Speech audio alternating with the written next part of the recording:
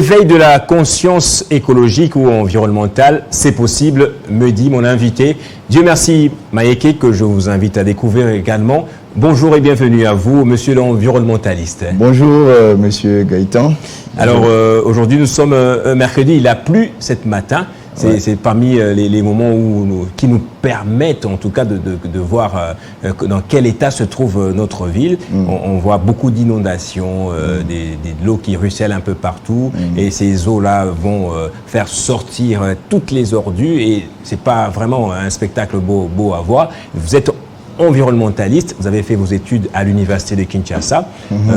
En tant qu'environnementaliste, quand vous regardez les Kinois particulièrement, ne pas prendre soin de leur entourage, de leur maison, de leur devanture quand il s'agit du devant de la maison. Ça vous fait quoi en fait? Vous venez de mentionner, monsieur le journaliste, le fait qu'il y a eu pluie ce matin. Ouais. Et donc je me souviens, je me rappelle la phrase célèbre qui dit « Après la pluie vient les beaux temps ». C'est un âge d'un autre monde. Elle ne se vit pas ici, voyez-vous, donc c'est vraiment une situation qui dérange. S'il faut regarder à ce qui arrive après la pluie ici chez nous, il y a de quoi réfléchir, il y a des solutions qui doivent être cherchées, qui doivent être trouvées bien entendu, parce que c'est pas beau à voir, c'est pas beau à voir, c'est pas beau à voir. Oui, pas du tout beau à voir, justement. Et donc, vous êtes environnementaliste, donc lorsque vous étudiez l'environnement, on vous parle de l'écologie, on parle de l'assainissement, justement, l'importance de mettre chaque chose à son endroit. Alors, avec vous, on va parler de la salubrité, précisément ou particulièrement. Je vous présente comme l'un des jeunes résilients qui se sentent bien. Voilà, c'est pas un fatalisme, la situation dans laquelle se trouve la ville de Kinshasa. C'est possible de changer la donne, de changer le paradigme. C'est possible de sensibiliser les Kinois à une conscience environnementale, leur apprendre à pouvoir jeter les ordures, par exemple, dans les poubelles, s'il n'y en a pas, en créer. Alors, c'est une sorte de gageur, je dirais, c'est un défi énorme que vous donnez. Et comment comptez-vous le relever? Exactement, monsieur le journaliste. Je rappelle ici que je suis invité en tant qu'environnementaliste. Et président d'une ONG que vous avez créée justement et dans laquelle vous faites beaucoup de sensibilisation. D'une ONG, Parlons Environnement. Voilà. Voyez-vous, donc en tant que scientifique, je peux répondre à certaines questions qui se posent dans notre environnement, bien entendu. Et donc, votre question, c'est de savoir, bien sûr, quelle réponse donner aux gens. Par où on commence, en fait, pour changer ces mentalités habituées à pouvoir se contenter de la salubrité? Nous commençons par la conscience. Parce que le problème part de là. Vous savez, je me rappelle toujours que monsieur, je le cite, Joseph Kabila, a dit à son temps changement des mentalités. Donc le problème qui se pose dans notre pays part de la mentalité des Congolais. Et lorsque je parle des Congolais, je n'en soustrais personne. Vous voyez, c'est-à-dire à commencer par nos autorités et descendant jusqu'au plus bas, voyez-vous. Et donc tout le monde a un problème de mentalité. Et donc nous devons changer ça. Et c'est comme ça que nous, en tant que sensibilisateurs et défenseurs des valeurs écologiques, voyez-vous, nous nous sommes mis debout et nous avons créé cette structure justement dans le cadre de sensibiliser les gens par rapport à cette question de mentalité. Le trou est tellement profond, la situation est tellement grave que nous ne pensons pas que s'il faut laisser la charge, la responsabilité au gouvernement ou aux autorités et que ces derniers seront capables de le faire eux-mêmes. Je pense que c'est quelque chose qui émane d'une responsabilité collective et que chacun de nous, dans son domaine, là où il se sent fort, là où il se sent capable d'apporter quelque chose, eh bien, il peut amener un changement, il peut travailler dans ce sens de la sensibilisation pour ramener, bien entendu, les gens à la conscience écologique. Alors, justement, Dieu merci, Mayeke. vous êtes parti d'un constat selon lequel si on ne fait rien, la situation ne va que s'empirer. Je me pose la question, monsieur le journaliste, si on ne fait rien, c'est quel pays qu'on lègue à nos enfants, voyez-vous? Donc c'est quel pays qu'on laisse à nos enfants? Nous avons tous des projets, vous et moi, d'acheter des parcelles sur les avenues de Kinshasa. Mais c'est sur quel type d'avenue laisserons-nous nos enfants? Nous avons un problème, messieurs les journalistes. Kinshasa, lorsque vous le voyez, il souffre d'une trilogie démoniaque, permettez-moi de le dire comme ça. Vous avez ce problème de la sachétisation de la ville, la plastification de la ville et la poubellisation de la ville. Ce sont peut-être des mots savants qui ne se retrouvent pas dans les dictionnaires que vous connaissez. Oui, ce sont des mots nouveaux. Oui, des mots nouveaux. Et je les rends au professeur Binzangi, un de mes maîtres à l'Inikin. Voyez-vous, il le disait à tout moment dans l'auditoire que Kinshasa est poubellisé, Kinshasa est sachétisé, Kinshasa est plastifié. Voyez, donc c'est quelque chose qui est constaté par tous. Essayez de parcourir la ville, vous verrez qu'il n'y a aucun endroit sans sachet. Voyez? Alors, c'est quel type de pays nous allons léguer à nos enfants? Un pays sachétisé, un pays poubellisé. Et quand je parle de la poubellisation, je ne vois pas les poubelles normales, voyez-vous, parce qu'un pays... Des poubelles de fortune, en fait, qu'on fabrique par-ci, ci et là. Dans un pays des hommes, il y a des poubelles normales, voyez-vous, des poubelles prévisées, préparées, et elles doivent être quelque part, voyez. Mais ici, je stigmatise, je refuse, et je mets en dehors du cadre normal toutes les poubelles malvenues. Voyez? Et cette poubellisation nous cause des problèmes. D'abord, des problèmes, des problèmes de pollution. Voyez? L'environnement est pollué à cause de ces poubelles que nous retrouvons partout. Et c'est comme ça que notre lutte, nous, en tant qu'environnementalistes écologiques, voyez-vous, c'est de dépoubelliser la ville. Ce sont des concepts nouveaux aussi. Donc, en face de la chassétisation de la ville, la poubellisation et la plastification, vous avez des réponses, notamment la désachétisation. C'est pas facile à prononcer, oui. Oui, mais même si les francophones nous en reprocheraient, les faits sont là. La ville est sachétisée, donc il faut un travail de désachétisation. Et c'est dans ces cadres-là que nous nous lançons, dans ces cadres-là que nous donnons le travail. Voyez? Donc, c'est pour dire, monsieur le journaliste, que si personne ne fait rien, alors nous allons assister à une ville absente. Voyez-vous? Et ça sera tout sauf une ville normale. Une ville chaotique. Voilà. Justement. Alors, donc ce sont là vos réponses, la désachétisation, la dépoubellisation, également la déplastification de la ville de Kinshasa. Vous avez pas mal d'activités que vous avez mises en place, mais moi, il y a une activité qui m'a beaucoup plus, à la fois ébloui, que j'ai trouvé assez intéressante et extraordinaire, c'est que on a souvent vu les personnes, des pasteurs, prêcher dans des bus, sensibiliser, donner la bonne nouvelle. Mais vous, par contre, vous avez pris, c'est la même méthode que vous utilisez, mais vous faites de l'éveil de la conscience environnementale dans des bus. J'en avais les images, mais malheureusement, on va le retrouver probablement. Donc, vous entrez dans des bus aux côtés des activités que vous menez, justement, mais il y a aussi cette activité-là où vous prêchez la conscience environnementale, la conscience écologique. Parlez-moi un peu plus. Est-ce que ça change quelque chose? Quel retour vous avez des passants ou des passagers? Alors, monsieur le journaliste, je viens dire ici que je suis reçu dans les cadres de ce travail que nous faisons. Dans Parlons Environnement, votre ONG. Je pense que le travail des bus, si les pasteurs le font, ils le font bien. Oui, ça c'est magnifique, justement. Dans un autre contexte, je le ferai avec eux. Je le sais très bien. Mais ici, nous sommes dans un contexte écologique. Et je pense que les milieux les plus facilement contactés aujourd'hui, c'est les bus. Voyez? Et donc, j'y vais, je réveille la conscience de la population. Pourquoi les bus? Parce que justement, vous allez vous rendre compte que, je ne sais pas si ça vous est déjà arrivé, monsieur le journaliste, que vous êtes dans un bus, vous voyez une personne qui, après avoir pris son jus, il prend sa canette et puis il jette.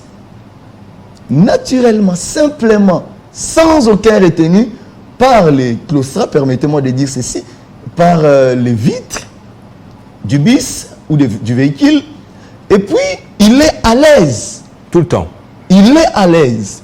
Vous voyez, quand vous lui dites, vous connaissez bien le fameux, comment la fameuse phrase, Yom motokobongi samboko. Voyez-vous? Et donc, ce comportement, c'est donc une sorte d'instinct grégaire. Vous voyez, nous tous, nous réfléchissons de cette façon-là. Donc, il n'y a personne qui va arranger ces pays. Il n'y a personne qui peut apporter quelque chose de bien dans ces pays. Et donc, parce que cette situation s'est faite beaucoup dans les bus, nous avons pris l'option, je ne suis pas seul, nous sommes toute une équipe, voyez-vous, et nous allons dans les bus.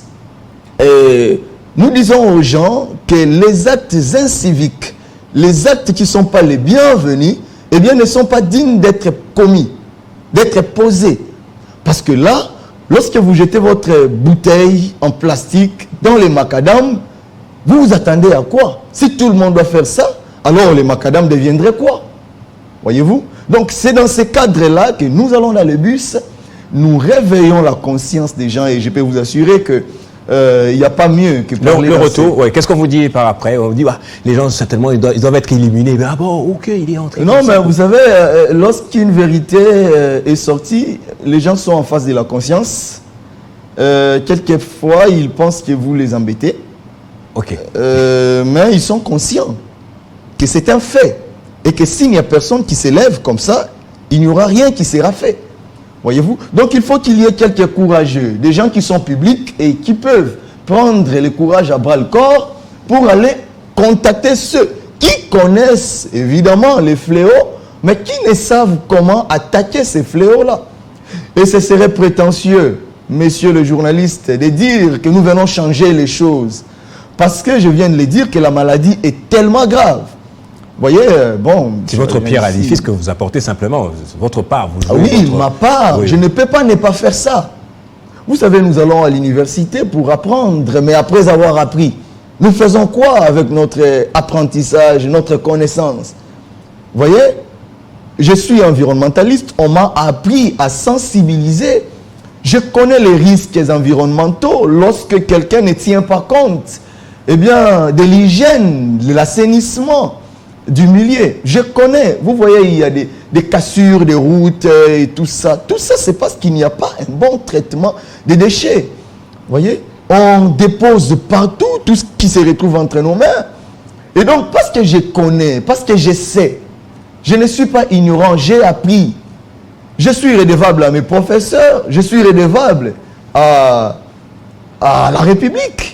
Et je suis redevable à moi-même. Alors, on va lentement et sûrement vers la fin de notre entretien. Peut-être deux petites questions pour terminer. Il n'y a pas que cette forme de prêche que vous faites dans les bus. Vous allez aussi dans les écoles. Voilà. Oui, vous allez dans les écoles où vous échangez directement avec les enfants. Je pense qu'on doit commencer cela dès le bas âge. Parce que je me demande comment on fait pour changer cet instinct grégaire que vous avez appelé, c'est cette dynamique moutonnière où tout le monde ne se gêne pas, où tout le monde n'a pas de retenue pour jeter les ordures ça et là. Comment on fait pour changer ça? On commence où? Je dois vous avouer que ce n'est pas quelque chose que ce n'est pas une réponse que je donne avec beaucoup de certitude. Ok. Parce que je l'ai rappelé ici plusieurs fois que le problème est profond. Et peut-être que nous partirons sans voir ces changements venir. Mais nous espérons que tôt ou tard, ces changements-là viendront. Même avec nos enfants. Parce que nous travaillons dans le sens du développement durable. Voyez, nous devons faire mieux aujourd'hui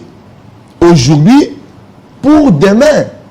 Nous travaillons aujourd'hui pour rendre notre lendemain meilleur. Le lendemain est incertain. Il est certain avec Dieu, bien sûr, mais en tant qu'humains, nous ne savons pas ce qui adviendra demain. Mais nous pouvons poser des actes aujourd'hui qui nous mettront dans un certain confort d'un lendemain assuré. Voyez, c'est comme ça que nous voulons travailler avec les enfants. les enfants, c'est vraiment un aujourd'hui rassuré. Vous voyez, vous avez certainement entendu parler de cette phrase que je n'apprécie pas. Il faut vendre les Congos et c'est partager de l'argent. Vous avez certainement, monsieur le journaliste... C'est une blague qui cache beaucoup de vérité, quoi. Oui, mais ça cache tout. Vous voyez, il y a une autre phrase selon laquelle, vous voyez, il faut tuer tout le monde. La table rase de cette génération, oui, il faut attendre à voir une meilleure génération par rapport. Voilà, il faut tuer tout le monde pour que... mais on ne peut pas faire ça, ni l'un ni l'autre. Vous voyez, ni quitter les pays, et vendre les pays, ni tuer tout le monde. C'est-à-dire que nous sommes obligés de nous battre là pour changer plutôt les choses. Vous voyez? Mais comment changer les choses avec cette mentalité ancrée en nous? C'est comme ça que nous avons opté d'abord pour les enfants. Vous savez, il y a un passage biblique qui dit, je ne sais pas si ça dérange. Pas du tout, ça dérangerait voilà. Personne. Oui. Un passage biblique qui dit, apprends à l'enfant la voie qu'il doit suivre et lorsqu'il sera grand, je paraphrase, il ne s'en détournera pas. Jamais. Voyez-vous? Pourquoi? Parce que l'enfant sait retenir. Voyez? Nous, si nous sommes devenus aujourd'hui anti-écologiques, voilà. Voyez-vous, c'est parce que nous avons vu des mauvais exemples. Et si nous apprenons des bonnes choses à nos enfants, voyez-vous, les enfants reproduiront ces bonnes choses demain. Ils vont le répercuter demain. Lorsque nous ne serons pas là. Alors, et pour terminer, ma toute dernière question, c'est que faire tout le travail que vous abattez là nécessite forcément des moyens. Vous le faites avec ce que vous avez. Vous avez d'abord le cœur, l'amour pour votre ville de Kinshasa, l'amour pour les citoyens, etc. Mais il y a les moyens financiers qui doivent venir, qui doivent vous accompagner lorsque vous allez rencontrer les élèves dans les écoles pour entretenir à la fois l'ONG. Comment vous faites pour vous en sortir jusque-là? Oui, jusque-là, on se bat, comme vous l'avez dit, avec nos moyens propres. Mais toujours est-il que nous avons besoin de soutien. Nous avons besoin du soutien venant des autorités. Parce que vous savez que la solution à ces problèmes, c'est l'éducation des masses. Et je pense que les gouvernements le savent. Il y a des initiatives qui ont été prises, et même à partir de l'hôtel de ville, il y a une structure de prise en charge de l'environnement, l'assainissement et tout ça. Et je connais, il y a un inspecteur général dans le cadre de l'assainissement et tout ça. Toutes ces choses existent. Mais le problème se trouve au niveau des moyens, c'est vrai, mais aussi des sensibilisations. Il n'y a pas de sensibilisateurs parce que peut-être ils sont mal payés ou parce que peut-être qu'ils n'ont... Un problème de motivation. Motivation. Mais il y a aussi, excusez-moi, ces problèmes de l'autorité de l'État. Pour terminer rapidement. Qui doit intervenir. Vous voyez? Que l'État nous donne des moyens, que l'État nous accompagne dans la sensibilisation. Nous pouvons avoir beaucoup de jeunes, beaucoup de gens qui se mettent dans les... Et comment on fait pour vous contacter rapidement? Nous sommes joignables au 082, voilà, 69 37 736. Et nous sommes aussi dans bien d'autres plateformes, Parlons Environnement. Si vous tapez ONG Parlons Environnement sur des réseaux sociaux, vous nous trouverez. Merci beaucoup Dieu, merci Maïké. Je ne peux pas ne pas le mentionner, ce que vous êtes environnementaliste, écologiste, etc. Vous êtes également un berger, ce que vous encadrez beaucoup des fidèles, beaucoup des frères et sœurs là-bas sur la colline de l'UPN, à l'église de la Borne. Donc vous faites à la fois ce travail de sensibilisation à l'église et en dehors de l'église. Et c'est très important que les fidèles, que les chrétiens vivent dans un environnement assaini. Merci beaucoup d'avoir accepté l'invitation de Télé 50. Merci beaucoup. C'est moi, en tout cas, qui devrais vous remercier pour cette invitation. Notre dernier invité, c'est un jazzman, un professeur de musique. On va parler de cette musique, le jazz. C'est le mois du jazz avec ce mois d'avril. Restez avec nous et ce sera aussi la fin de la matinale avec lui.